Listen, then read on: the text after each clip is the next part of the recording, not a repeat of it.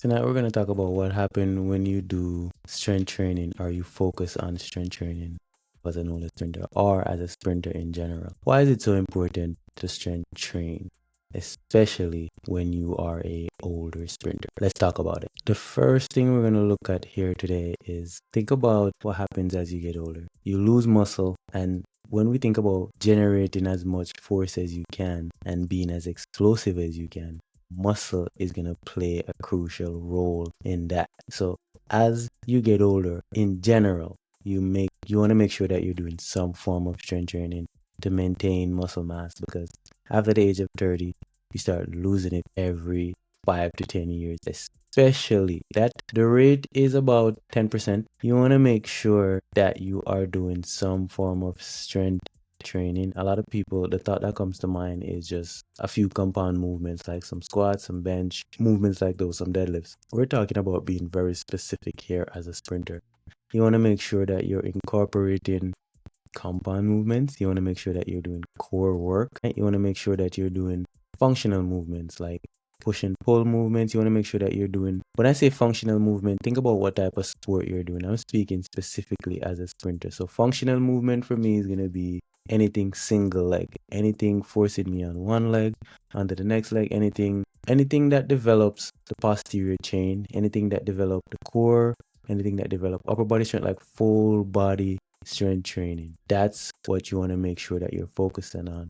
And I'm going to break down a few reasons why this is so important. Like when we think about strength training for sprinting, why do we need to make sure that we're strength training as we get older as sprinters, and why this is the key? This is the unlock code to get better as you get older. I'm going to break it down. The first thing strength training does is it slows down the process of muscle loss, or it could even reverse it. The biggest thing is when we think about as you get older, you lose muscle.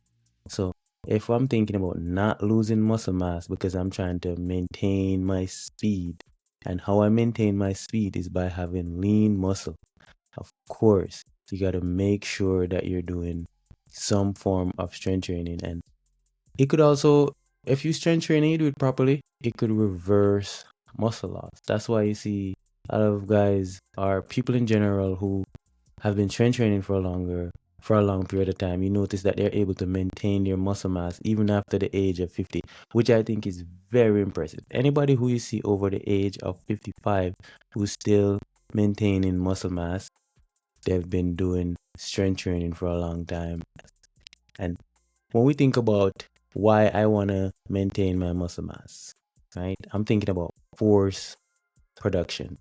I'm thinking about running mechanics. I'm thinking about being able to generate force into the ground to push myself out of the ground. I want to be explosive. And how you be explosive is by having lean muscle mass, right?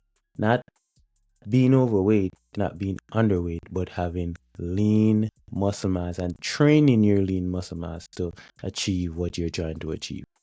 Also, when we think about lean muscle mass, we're thinking about being able to recover better between reps, right? Because if you're in shape, you're going to be lean, you're going to be less prone to fatigue, especially if you've been training for a long period of time. Your muscles are able to work for longer with shorter rest period, right?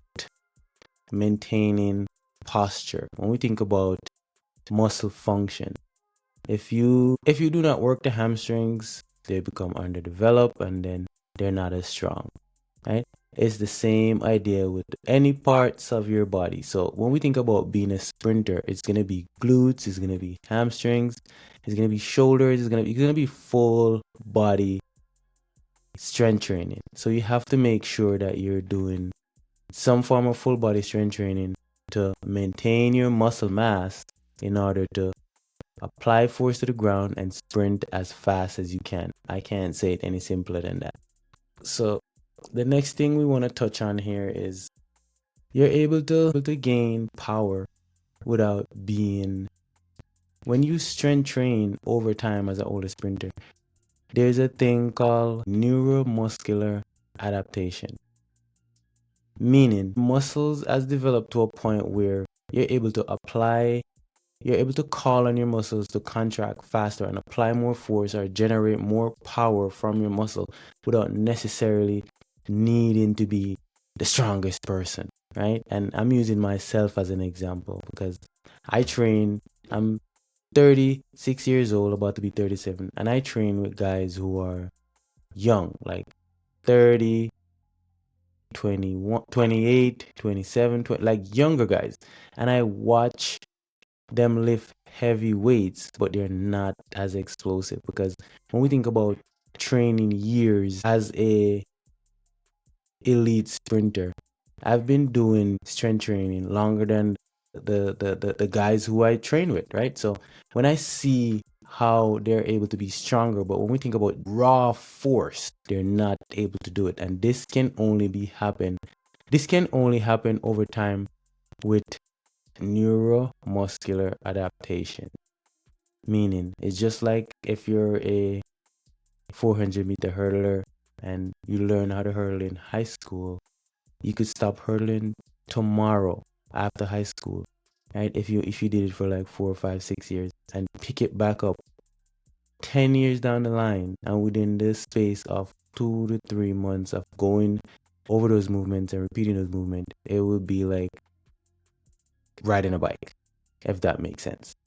The next thing what happens when you strength train as an older sprinter is you increase your acceleration rate. And I find this happen for me. When I think about how I accelerate, it's not about the first 1 or 2 steps. It's about the whole 30 meters, right? Because I could be competing against guys who are younger and their reaction is faster, as in the first initial step off the line, they're quicker. But when we think about the whole 30 meters, with each step, I catch them, right? Because strength training, again, plays a crucial role in power generation, right? Not because an athlete is able to lift heavy weights, it doesn't mean that they're able to call on their muscles to do the things that it's supposed to do. So that's another factor that you have to take into consideration, right? I'm talking about getting very specific with who you are as an athlete and having a real plan, like a structured training program to get you through the season for who you are as an athlete.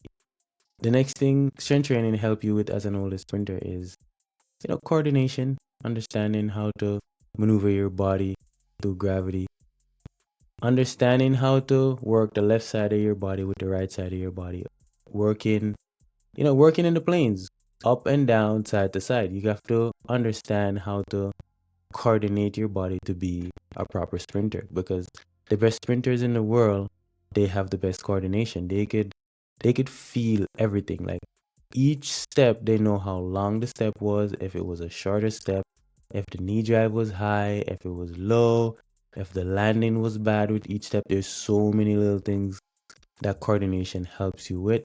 But in general, if you're trying to increase your coordination, get stronger in the gym.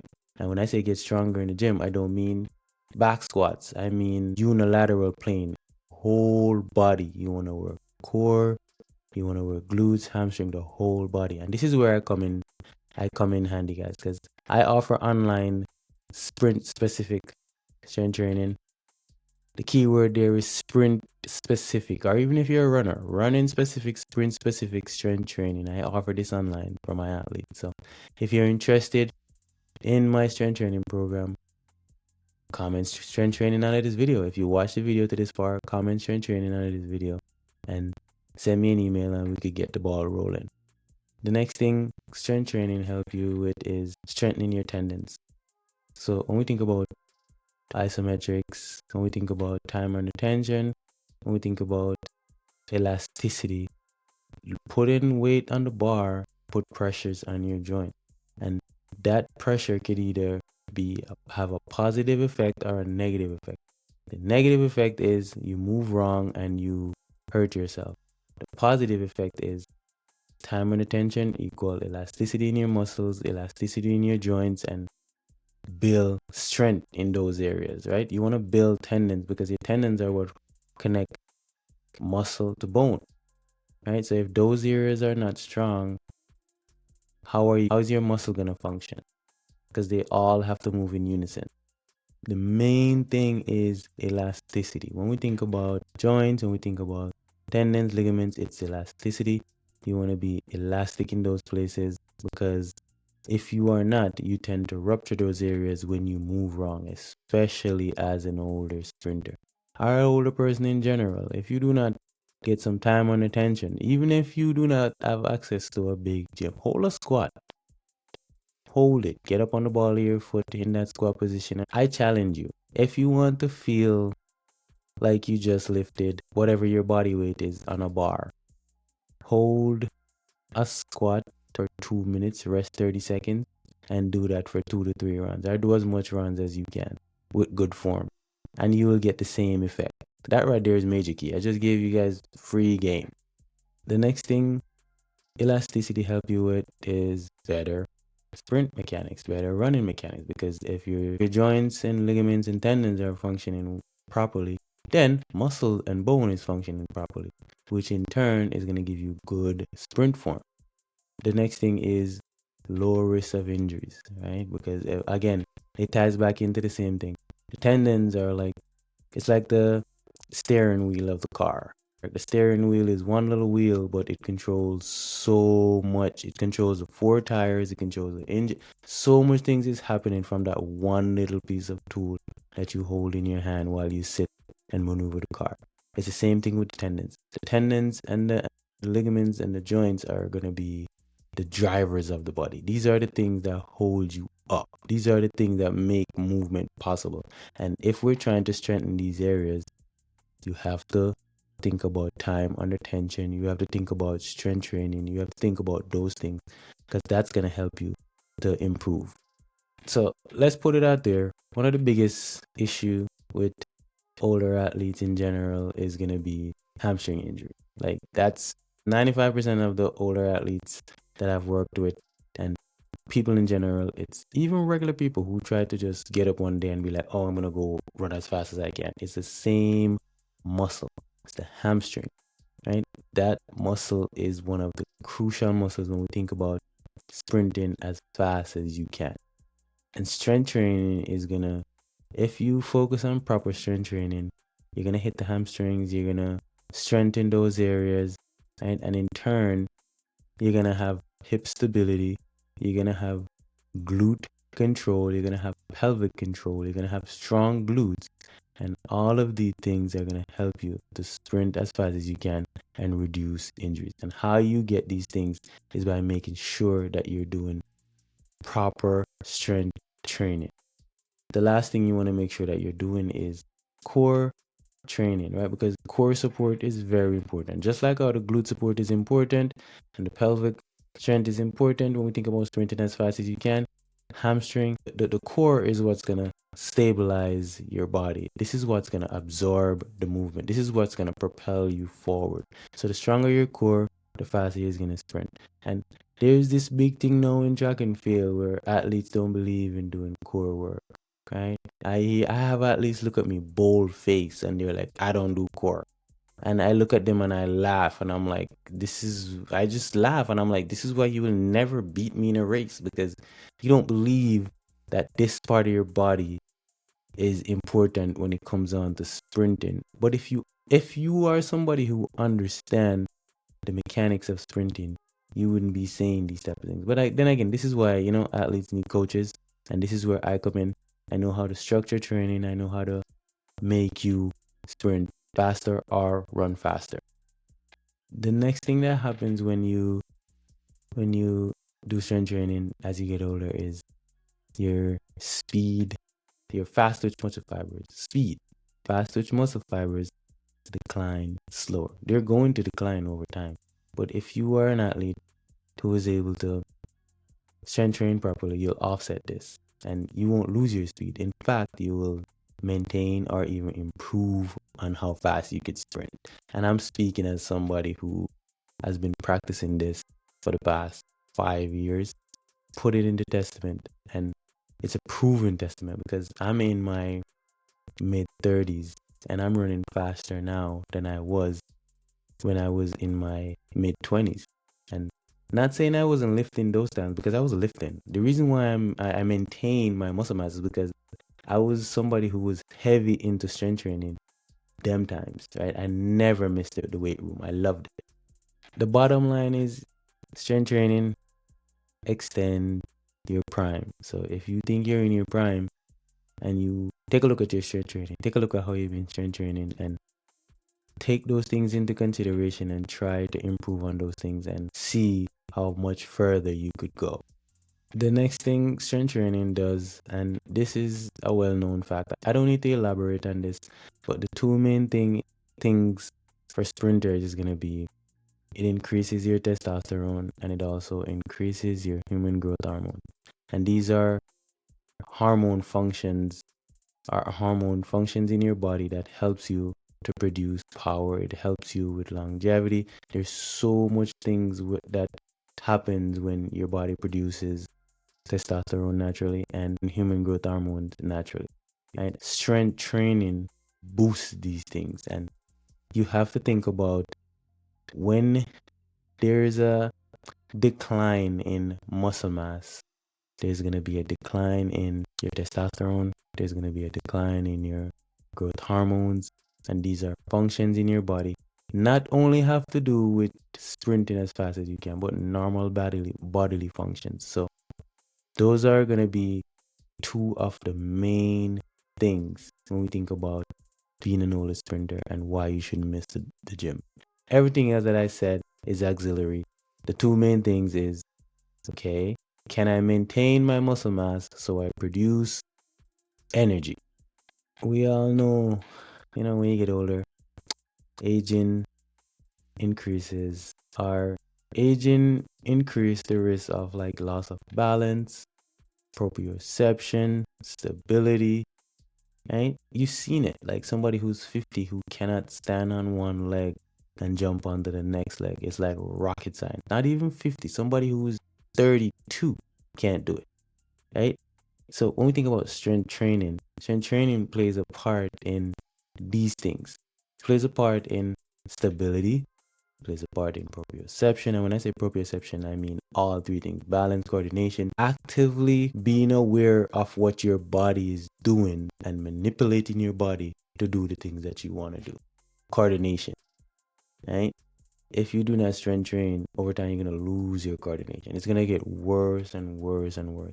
And once your coordination goes, everything goes after that, because then your senses is going to go. You're going to lose.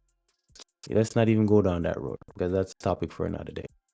So when we think about why it's important to maintain balance and proprioception, to maintain stability, when we think about stride length and frequency, when we think about powerful hips, when we think about commanding your body to do the things you want it to do, if you do not have balance, coordination, and proprioception down pat, these things are going to suffer, and you're not going to sprint as fast as you can. You're going to hurt yourself. So you want to make sure that you're not skipping the weight room. I keep on stressing this, but I think this is a very good topic, and this is something that all sprinters need to hear. I already touched on strength training and joint health, but let me give you a few reasons, or a few of the top reasons why strength training is very important to joint health, and why this is going to be the last thing I touch on. Because when we think about how most athletes get hurt, especially older athletes, I went to the Masters Championship, right? Everybody was banded up. Some people complaining about the back, the knee and the hamstring is always going to be the two, right? Because there's a lot of pressure that goes into that area, and the ankles too, knee, and then the shins as well. So let's talk about it. Strength training improve cartilage durability. The cartilage are going to be the joints and the surrounding areas, tendons, ligaments, hamstrings, glutes, the whole, right? Do you get what I'm saying? The cartilage is the joint. These are the areas in between the bones that absorb the pressure when you apply force to the ground. So strength training help to improve these areas, help to make these areas more stable, more durable, and more stable. Next thing it helps with is blood flow, right? When we think about blood flow, Blood flow is simply you breathe in oxygen, and then your oxygen is going to your body via blood, via your veins. So the more you strength train, the better your cardiovascular system will be. When we think about sprinting as fast as we can, it's not only about running reps of 200. It's about applying force to the ground, being as explosive as possible, and trying to push out of the ground and focus on quick ground contact. All the necessary things that have to do with sprinting as fast as we can. So, in summary here, if you are a older athlete or an athlete in general and you're not strength training, you want to make sure that you get on top of that today. Reach out to me if you don't have a strength training program, or you just click on my strength training playlist on this channel. I post videos. I show you guys what I do. I show you guys all the things that I've been doing to help me to maximize on my potential as a sprinter. And there's more to come. So if you guys are interested in my strength training program, you let me know. So, before I go, we're going to look at the best, or not the best, some of the top strength training exercises for older sprinters. These are going to be the safest exercises that you could start doing tomorrow to help you to sprint as fast as you can. The first one is going to be split squat. This is one of my all-time faves, and you could break this down anyhow. You could use dumbbells, you could go without weights, you could use a barbell, you could use a Smith machine. There's so many ways to do the split squat, aka Bulgarian squats. However you want to break it down. You could elevate the front foot, you could elevate the back foot, whatever feels good to you. But what this is going to do is target glutes, hamstrings, quads, calves, your foot, depending on how you load it, right? It's gonna target your whole lower body, especially the posterior chain. So that's gonna be the first one. The second one is gonna be the deadlift. Any version of the deadlift. You could go single leg deadlift, you could go Romanian deadlift, whichever one floats your boat. As long as you're doing some form of deadlift, you're gonna hit the hamstrings, you're gonna hit the lower back, you're gonna hit the glutes, and this is gonna help to reinforce the posterior chain, which in turn will help you to prevent hamstring pulls, hamstring injuries, lower back injuries. So many things it's gonna offset. The next one is gonna be power cleans. Any version of the power clean. I would reserve types of power cleans to what you're trying to achieve. So if you're focusing on total body movement, or you're in a crunch and you just want to have one or two exercises that's gonna hit the whole body, the clean movement is gonna do any version of the clean movement. And when we're thinking about raw power, especially when we're trying to mimic sprinting, a split squat is not gonna do it. It's gonna be something more full body. So that's gonna be the next one. Next one is step ups. Any variation of the step ups. Don't go too high with the box unless you're going light with the weight. I personally don't like Nordic curls. This is a big one that a lot of people use. I guess it serves its purpose, especially if you have a developing athlete. But I like just hamstring curls, or any variation of the deadlift is gonna hit the hamstring better, in my opinion. Or lunges is gonna hit the hamstring better, in my opinion. Then you want to do single leg work. So any form of single leg squats. You could do single leg box squats, you could do single leg step, or you could do so much variation of single leg work. But the most important one, or the one I think that serves the most purpose, is going to be the single leg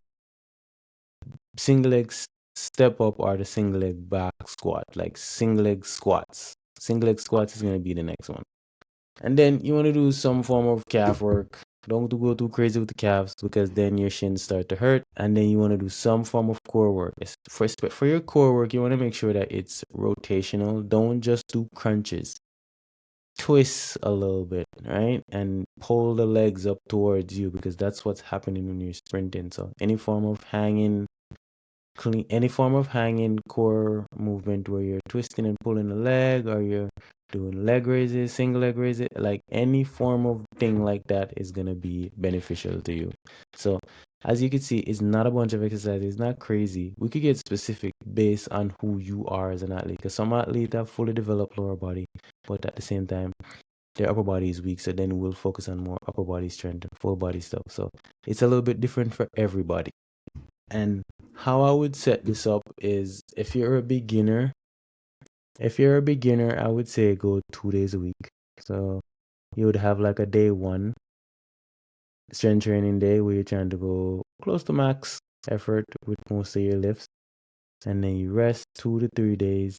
And then you have like a maintenance lift where it's more core, explosive moves, and then you fit your workout in between that. But you don't want to be lifting 4 or 5 days a week. You wanna go slow with it, but at the same time be very effective, because 4 or 5 days a week as a sprinter, or 3 days, 4 days a week as a sprinter is not gonna be effective, because you're gonna need to be at the track sprinting, right? And you could supplement at the track with sprint with some form of resistance sprints, which counts as strength training. If you're a sprinter, you could do resistance work at the track. That's strength training as well. So 2 days a week is a sweet spot. 3 days in the off season, maybe 2 days when we get in season. Everybody is a little bit different. It's based on your lifestyle and who you are as an athlete.